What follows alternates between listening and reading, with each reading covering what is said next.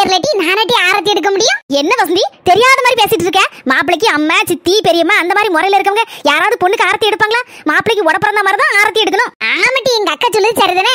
நாங்க 2 பேரும் மாமியை முறல, நாங்க எப்படி ஆரத்தி எடுக்க முடியும்? ஐயோ மக்க மாதிரி 2 பேரும் இந்த நேரம் பார்த்து எங்கே போயிட்டாலுல ஃப்ரெண்டு வீட்டுக்கு போறேன்னு சொல்லிட்டு, இல்லைன்னா அவளோட வச்சாது ஆரத்தி எடுக்கலாம். அதுவும் இல்லாம அது சின்ன பிள்ளைகள கல்யாணம் முடிஞ்சதான் 3/4 ஆரத்தி எடுப்போம். சின்ன பொண்ணு யாப்டி பின்னாலே நின்னுட்டு இருக்காங்க. வா சின்ன பொண்ணு வசந்தி ராதிகா 3 பேர் சேர்ந்து ஆரத்தி எடுங்கம்மா. சரிக்கா. என் மருமகளை கூப்பிடுறேன், நீங்க ரெடியா வாங்க. இப்ப கூட உங்க தலைமையில தான் ஆரத்தி எடுக்க போறோம். ரொம்ப சந்தோஷமா இருக்கு. எப்படியா இருந்தாலும் நம்ம பத்மாக்கா ஆரத்தி எடுத்து முடிச்சோட கரெக்டா 500 ரூபாய் போடுவாங்கன்னா டக்குன்னு நம்ம 2 பேரும் பிரிச்சுக்கணும்.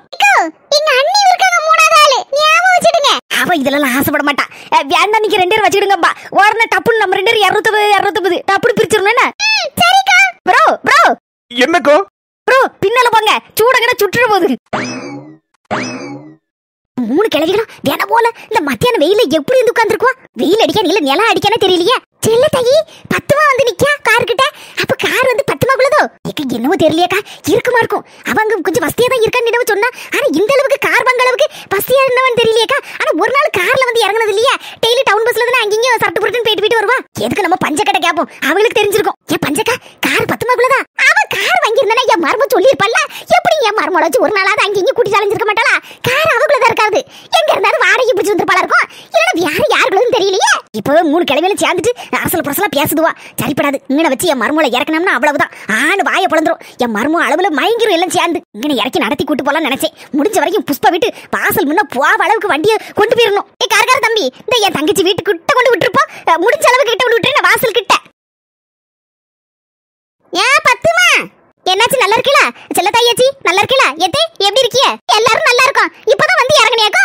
ஆமா கொஞ்சம் நாளதான் வந்தேன். கடவுளை எப்படியாவது என் மருமலை தெரியாம உள்ள கூட்டிட்டு போயிடணுமா? இந்த 3 கிழவிகளுக்கு கண்ணு விழுந்துச்சுனாலே அவ்வளவுதான். என் மரும வம்பா போயிருவா. உடம்பு சரியில்லை மீது வந்துருமேம்மா. போனாலும் சும்மா விட மாட்டேங்கம்மா. தொலைச்சுல கேக்குவா.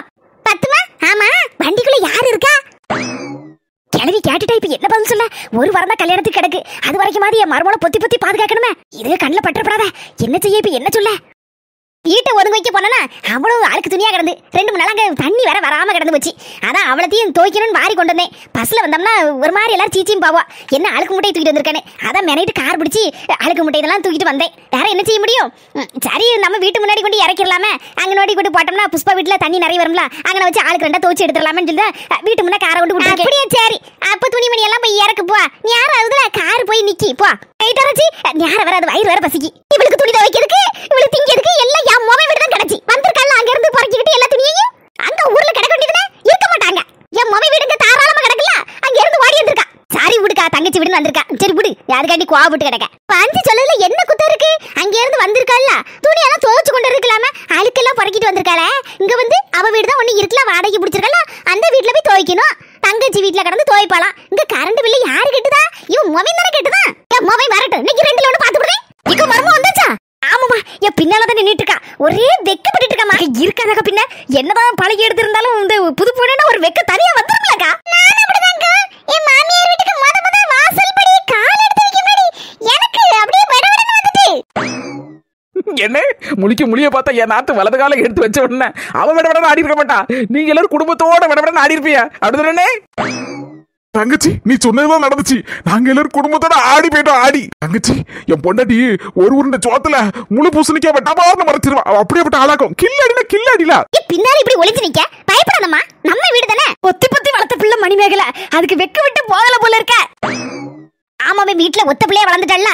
அதான் ஒரே வெக்கப்படுதா. இருந்தாலும் நான் சொல்லிதான் கூட்டு வந்திருக்கேன். எல்லாரும் நம்ம வீட்டுல உள்ளவங்க தானே அப்படின்னு. ஆனாலும் கேட்க மாட்டேக்கா. ஏன் பின்னால வந்து ஒளிஞ்சுக்கிட்டானா பாருங்களா. நானே என் மருமலை பத்தி பெருமையை சொல்லப்படாது. அழகுல அவ ஐஸ்வர்யெல்லாம் பக்கத்துல நிக்க முடியாது. அதான் தெரியுமாக்கா? தெரியுமா? அறிவுன்னா அறிவு, அப்படி ஒரு அறிவு. புத்திசாலின்னா சரியான புத்திசாலி. தெரியுங்க. இந்த நாது தெரியுங்க. ஒருவேளை கேள்விப்பட்டிருப்பாளே என் மருமலை பத்தி. இருக்கும். அவ்வளவு புத்திசாலில சின்ன பிள்ளையில இருந்தே ஒருவேளை பேப்பர்ல டிவில இவெல்லாம் முன்னாடியே போட்டு இருந்திருப்பாங்களா இருக்கும் அவளை பத்தி. அடக்க ஒடுக்கத்துல என் மருமலை அடிச்சுக்கிட ஆளே கிடையாது. ஆமாக்கா தெரியுங்க. அடக்க ஒடுக்கமான பிள்ளைதான். உங்க மருமகளோட அருமை பெருமையெல்லாம் எங்க எல்லாருக்கும் நல்லா தெரியுங்க. அதுவும் இல்லாம நீங்க இனிமே சொல்லுறதுக்கு நிறைய இருக்கு, நாளும் இருக்கு. அதனால கவலைப்படாதீங்க. அதுக்குள்ள சூடு அணைஞ்சிடக்கூடாது. ஆமா அதுவும் சரிதான். எம்மா நல்ல பிள்ளைல வாமா. யார் இருக்கா? நம்ம வீட்ல உள்ள ஆள்கள் தான் இருக்கு. சின்ன மாமியார் இருக்கா, வசந்தி இருக்கா, இவர் ராதிகா இருக்கா, வேற யாரு சின்ன பொண்ணு இருக்கா, அப்புறம் வந்து ராதிகாக்கு மாப்பிள்ள இருக்கா. இவ்வளவு பேரும் இருக்காவோ. என் மோவன் கூட இல்ல. வெக்கப்படாத வா. உன் கலையான முகத்தை பாக்கிறதுக்கு எல்லாரும் ஆவலோட காத்திருக்காங்க. வாமா செல்ல ராசாத்தி, நல்ல சிரிச்ச மாதிரி வா.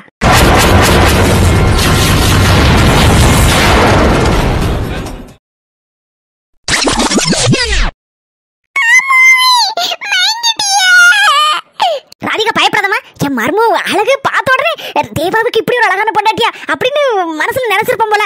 அதான் மயக்கம் போட்டு விழுந்துட்டா போல இருக்கு. ஒண்ணு இல்ல, கூட்டிட்டு போய் கொஞ்சம் தண்ணி குடு. சின்ன பொண்ணு கவலைப்படாதமா, ஒண்ணு இல்ல, தண்ணி கொடுத்தா சரியாயிருமா. என் மர்மோல பார்த்த உடனே ஊரே ஆவுன்னு வாயை புழக்கணும்னு நினைச்சேன். ஆனா இந்த அளவுக்கு ராஜேஷ் மயக்கம் போடுற அளவுக்கு வாயை புழக்கணும்னு நான் நினைக்கல.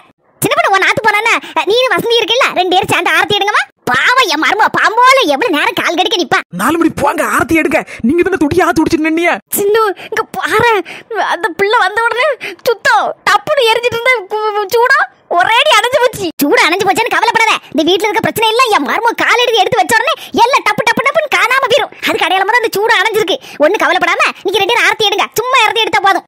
சரிங்க. ஊருக்கு என்ன உறவு கண்ணு, உற்றார் கண்ணு, பட்டார் கண்ணு, எல்லாரும் கொல்லி கண்ணு அவிஞ்சு போவ. மர்மல இனி வலது காலை எடுத்து வச்சு உள்ள வா. ஐயோ மர்மல உள்ள வந்துருவே. ஒரு நிமிஷம் தான் வரேன். இது என்ன கூத்தா இருக்கு? மர்மல உங்க அப்பா பாரியில இருக்கார்ல, அவருக்கு இந்த ஒரு போட்டா பிடிச்சு அனுப்பணும்ல. எப்படியா இருந்தாலும் நீ வலது காலை எடுத்து வச்சத அவர் பார்க்கணும்ல.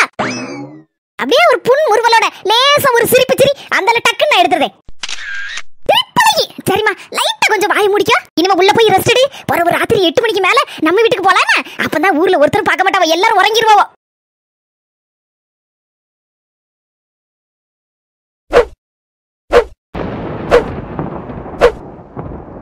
சரி போட்டுக்கா, நம்ம பாட்டு நம்ம ஜாலி உண்டுன்னு போயிருந்தோம்னா இதுக்கு முன்னால குளத்துல போய் குளிச்சு துவைச்சிட்டு வந்திருக்கலாம். வெள்ளையம்மாக்கா எது நடக்கணுமோ அதான் நடக்கும். கவலைப்படாதக்கா. வா போய் துணியை துவைச்சிட்டு வருவோம். ஆளுக்கு ஒரு முங்க போட்டோம்னா ஒரு ரத்தமெல்லாம் காணாம போயிரும் குளத்துல. குளத்துக்குள்ள ஏலேலோ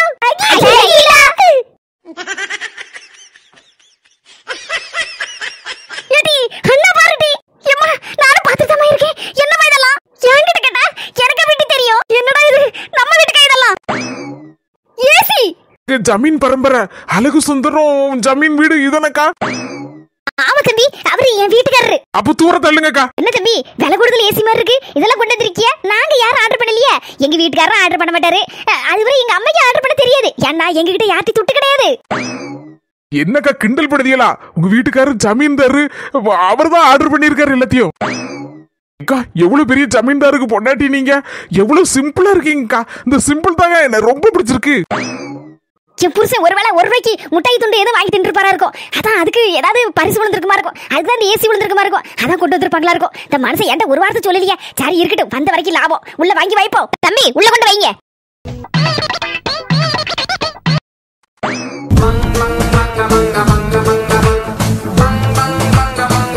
என்னக்கு இப்படி அதிர்ச்சி நின்னு பாத்துட்டு இருக்கியா? சோஃபா செட் இருக்கு, இன்னும் என்னென்னவோ இருக்குக்கா.